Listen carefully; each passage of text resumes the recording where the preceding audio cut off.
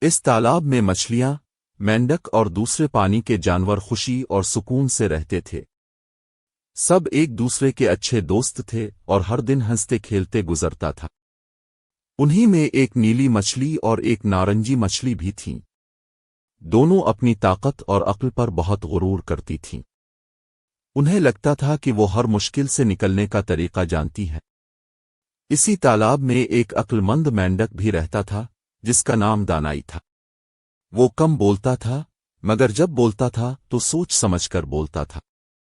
ایک شام دانائی نے جنگل کے کنارے دو ماہی گیروں کو دیکھا جو تالاب کی طرف دیکھ رہے تھے۔ دانائی سمجھ گیا کہ خطرہ قریب ہے۔ اس نے فوراً سب جانوروں کو خبردار کیا کہ تالاب چھوڑ دینا ہی بہتر ہے۔ لیکن نیلی اور نارنجی مچھلی ہنس پڑیں۔ انہوں نے کہا، ہمیں کسی کا ڈر نہیں، ہمیں بچنے کے بہت سے طریقے آتے ہیں۔ دانائی نے زیادہ بحث نہیں کی۔ اس نے وقت ضائع کیے بغیر اپنی بیوی کے ساتھ تالاب چھوڑ دیا اور محفوظ جگہ کی طرف چلا گیا۔ اگلے دن ماہی گیر واپس آئے اور تالاب میں جال ڈال دیا۔ نیلی اور نارنجی مچھلیاں جال میں پھنس گئیں۔ اب وہ چاہ کر بھی کچھ نہ کر سکے۔ اس وقت انہیں اپنی غلطی کا احساس ہوا، مگر اب بہت دیر ہو چکی تھی۔ دور ایک چٹان کے پیچھے کھڑا دانائی یہ سب دیکھ رہا تھا۔